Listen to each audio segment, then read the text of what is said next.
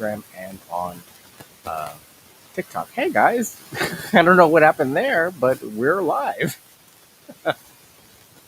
Welcome, welcome, welcome. I was just telling Instagram that I'm going to be sharing this image that's behind me right now. But let me introduce myself as you guys have inadvertently walked in on me.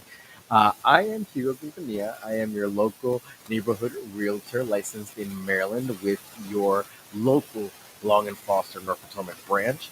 I specialize in Montgomery County. My phone number is 240-389-4846. My email is hugo@lnf.com, and my website is yourrealtorhugo.com. I am your realtor Hugo, and I would strive to be every single day. If you or anyone you know needs help buying, selling, leasing, or investing in real estate here in Maryland or across the United States or internationally, please don't hesitate to let me know. I would love to help you out. And what is this? What are we doing right now? What is this live? This live is your 15 to 20 minutes a day to learn a little bit more about real estate and how it can impact and benefit you and those around you.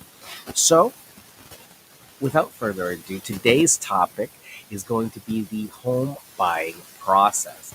And I was just telling Instagram before you guys stepped in that I will be sharing this image, the home buying process 7 steps, with everyone online. So you will be able to catch it and see it. I have these 7 steps as a graphic, but really today I have 10 steps that we will talk about that I think are a great way to buy a house and not overwhelm yourself. It's a little bit more thorough because there are a few things that are kind of merged together here in this graphic for purposes of condensing down the information versus what it really is when you get down to it. But let me show you guys the graphic and then we will get started. Now, I also want to remind all of you that we will be doing a home buying seminar today. We'll be doing a home selling seminar next week. We'll be doing a leasing seminar the week after that, and we'll be doing an investing seminar on Friday, the last week of the month. So do not worry if we're not covering your topic today. We will cover it next week or the week after or the week after. And we will repeat this cycle every Friday. We'll have one of these seminars so that we can review what we've learned and refresh on the stuff that we already see. Now, what's the goal with this? I want to open up your eyes and I want you to start focusing and thinking in real estate terms. I want you to start viewing the world in terms of real estate so that you can start to pinpoint real estate deals for yourself. And thus, when you're ready, you can actually just hop right into the flow and tell your local realtor what you want and take it from there. It makes the process a lot more streamlined and a lot easier if you're more in tune with what it is that you exactly want. So, the home buying process can be as simple as 3, 4, 5, 6, 7 steps or less. But this is the general gist of it. You want to check your credit score. Higher credit score, better rates, but really anything over a 750, it's pretty much all the same. Now, until that 750, there's a lot of wiggle room and there's a lot of different rates and stuff like that. But once you hit that 750 mark, it's pretty much the same from there on out. Of course, every product's different, but the higher the credit score, the better it is. Now, with the high credit score, and we're talking about working on your credit, paying down debt, making sure that you're taking care of any financial obligations you may have, you have some time. Now, you can then choose a lender. Well, what if I don't know a lender? Do your research, take some time and go online and check out what options are locally available to you. Now, what you could also do with step number 2 as well is switch it out for step number 3. Find a real estate agent. When you're confident that you can apply for a loan, and I'm not saying that, everyone just knows that they can apply and they qualify, but when you don't know really where to start, finding a real estate agent could be a good idea. Because real estate agents, we've already have a group of people that we can recommend to you that will be able to help. And a good trusted lender is on the top of our list. I recommend three every time that I recommend a lender, because I know how it is when you introduce someone and you just get a bad feeling from them, or you just don't like the way they handle the questions that you might have, or they're not very communicative. So I like to give very good referrals, one, but also multiple referrals, so that you feel like you're picking somebody that works with you and your personality and communication style. A good quality lender is very hard to find, and knowing a good quality real estate agent is hard to find as well. Ask for reviews, ask for referrals, ask for references, see what other people have said, what they have used, and don't feel committed to do anything with anyone until you are fully informed and fully understanding of what it is exactly that you're participating in and signing. From there, with the real estate agent, they will get you pre-approved and get you on the road to get ready for the whole process. And from there, we will search for homes. The searching of the homes can be very broad as we start the process. But usually, I begin it at the county level, and then as we start getting a little bit more focused and honed in, or if we already have a vision of what we want, and we are getting focused and honed in, it's very easy to just take away some of the excess listing and then just really give you the narrowed in listings that are really gonna be what you like. If you don't want an older home, we're not gonna look at anything before 2000. If you don't want a home that's you know on the end of its life, we won't look at anything that's 30 years plus. These are all things that we can sort out through, and we can take time. The more that we establish a vision of what home we want, the easier it becomes for your realtor to find that home. Now, will that home be available at the time that you're ready to buy? Possibly not. But this is why, again, I inform you about the options that you have, because it's about getting ready, about staying ready. So that the moment it does arise, you can just boom, snap, and pick up that property as fast as possible. Now, the search for homes can take a long time. You could spend several months, several years in that process. But the long and the short of it, what you want to do is make offers and put in as many offers as you can to win. Always go into the negotiation process like you're gonna win. If you don't want to win, don't go in. Just don't even bother anybody's time. There are way too many people and way too much competition for you to get your own hopes up trying to file paperwork with a realtor or a real estate agent and have it not pan out just because you're not seeing it. There are lots of people who want the pricing more and are willing to pay more for them. So until the market changes, at this point, that's the motion of the ocean. And you have to be prepared for that in the market. You can't be playing around. So that's why I always tell you, prepare yourself as much as possible so that we can go in there top notch at the best of our shape that we can be and really get this done as easily as because the worst thing in the world, the most how do you say it, disappointing thing is having this process start to wear on and on and on. You start getting discouraged. You start wondering, hey, is this ever going to happen? The approval process can also be more difficult because your income might change. Your financials might change, and that could change how much you can afford. Also, if interest rates go up or down, that can also change what you can afford. So, things to keep in mind. But say we make an offer, say we get accepted, and say we're under contract. Now, what do we do? Here is a super crucial step, and one that I highly suggest that anyone that is buying a first-time home get. You have to, if possible, get a home appraisal and a inspection. Now, why do I say if possible? Because during the last 2 years, we have seen very few of these. Now, there are always these situations where we have them and they are negotiating points, but this home inspections in particular were the first thing to go out through with them when we saw push come to shove and less properties come on the market.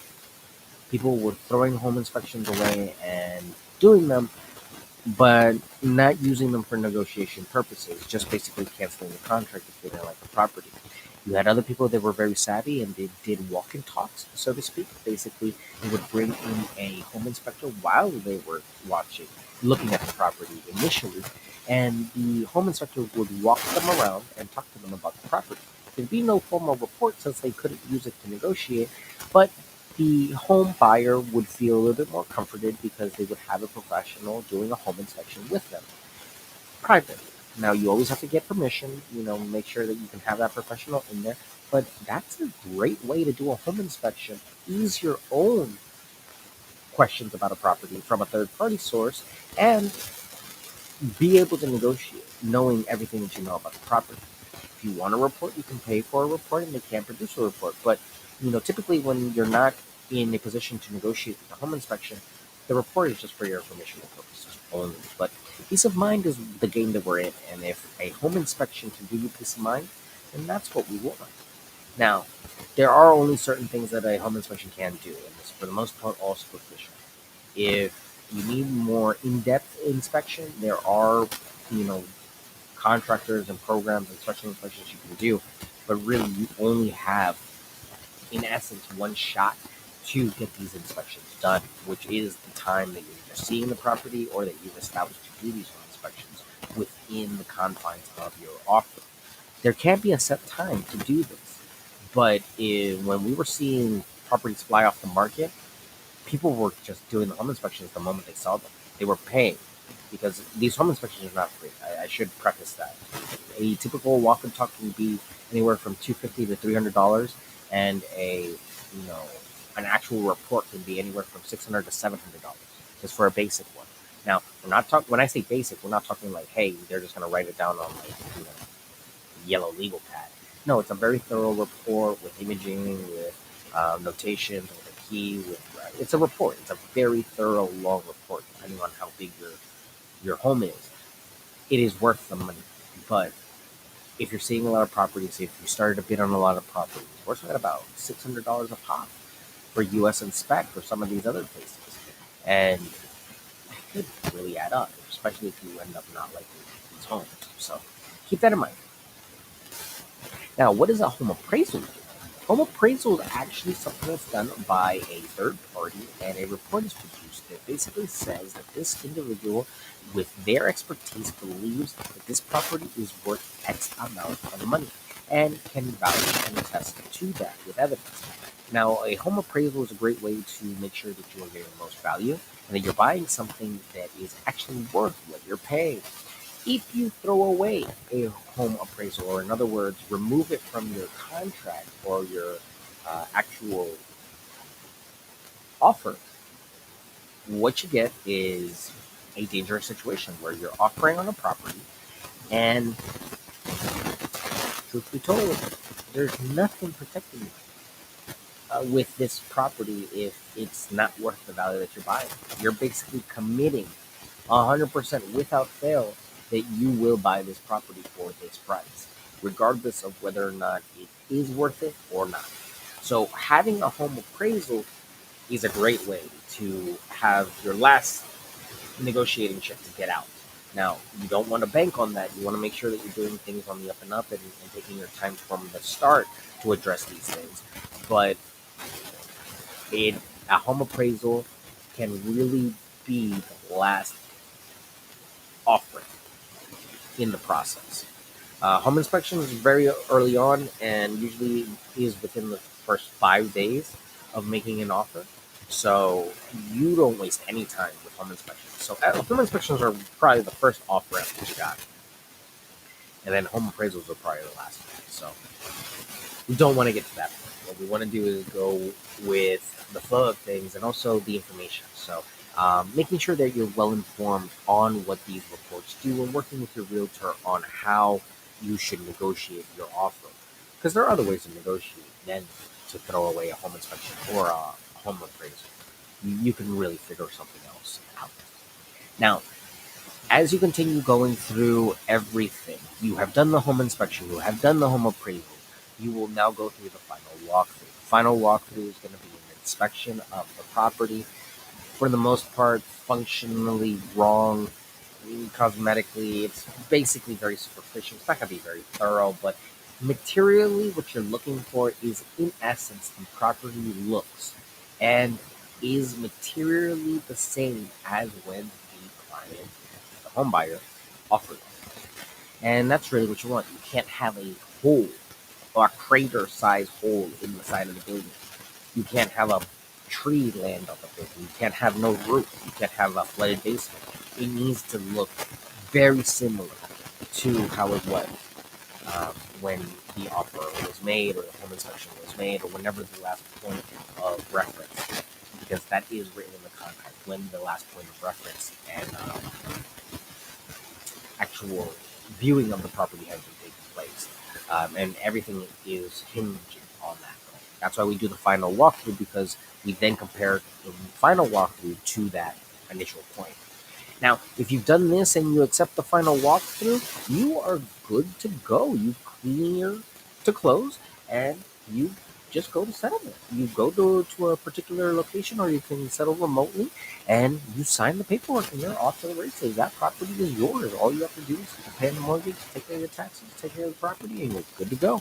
So that is the long and the short of it, the 7 tips off the graphic that I can tell you.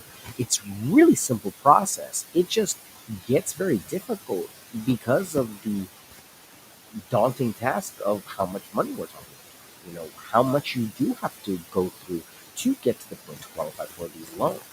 We're talking about increasing your pay. We're talking about having savings. We're talking about working on credit. We're talking about establishing good financial habits. We're talking about financial literacy. We're talking about taking your time to study, to learn, to read. There's a lot of stuff that you're going to have to take in and absorb.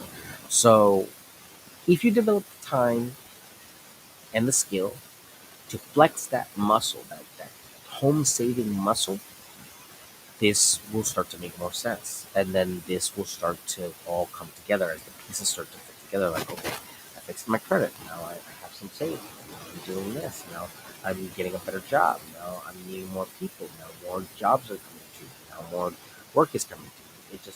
It all flows and flows and flows. You have to stay within the the positive aspects of what really makes you happy in your life. And I know not everyone doing what they love to do is lucky enough to do that. But the fastest way to do what it is that you want to do is by sacrificing today for what you want to do. Working at that 9 to 5 and then working 5 to 9 on your second business. Really taking that extra initiative to embark on your own. And it's not going to happen overnight. It is difficult, but if you can do it, you will forever thank yourself, because the freedom that you'll have later on in life will be so much worth it. What else can I do for you guys before you go? We will be doing this again in Spanish momentarily, but I did have some 10 tips that I did want to talk to you guys about. Um, Also, just as some bonuses, clarify your home buying goals. It's important to have a clear vision. Assess your financial readiness. Make sure that you are in a financial fit and healthy position. Get pre approved for a mortgage. Make sure you're working with a trusted lender that's going to protect your information. And they work with a trusted company. Don't work with a fly by night organization or with an online broker. It can be a headache. Find a knowledgeable real estate agent. There are tons of real estate agents in your area. Make sure you're working with one that makes you feel comfortable, that makes you um, feel welcome to ask questions and to learn, that works with your style of not only learning, communicating. Start house hunting. It's probably the most fun part of the whole experience. You get to see so many properties, make an offer and negotiate. It's truly the art of what a real estate agent does, a buyer's agent does when it comes to our profession. And home inspections. Schedule a thorough home inspection to identify any potential issues using the findings to negotiate repairs or just the sales price. And that is all possible when you keep that contingency. Now, you can also have a home appraisal, but again, that's a third party and a little bit further down the line. Secure your financing, finalize your mortgage application, provide necessary documents, and work closely with your lender to secure financing to your purchase. When the lender needs a piece of paper, send them the paper. Don't delay. Don't wait. Don't delay. If you delay, you could back up the whole process, and we could not close on time, and then that could be a whole nother issue. So make sure you're double checking. Make sure you verify who you're sending information to. Make sure it is to a reputable source. No one wants to get fished. And yeah, secure that financing. The sooner you can secure the paperwork to get that financing, the more peaceful and calm and smooth the rest of the transaction will be. You can almost guarantee it. Close the deal, do the final inspection and final walkthrough, and make sure that you fulfill the contract for settlement. And last but not least, move in and enjoy your new home. Once the deal is closed, it's time to move into your new home, celebrate your accomplishment, and the start of your home. Ladies and gentlemen, it is always a pleasure to work with you on learning a little bit more about real estate every single day. I am Peter Dugan, your local neighborhood realtor licensed in Maryland with Walnut Falls, Rockwell. My phone number is 240-389-4846. My email is hugo@lnf.com. My website is yourrealtorhugo.com. And I will be right back. You give me about maybe 3 minutes and a glass of water, and I will be right back in Spanish. So do not fix your Facebook.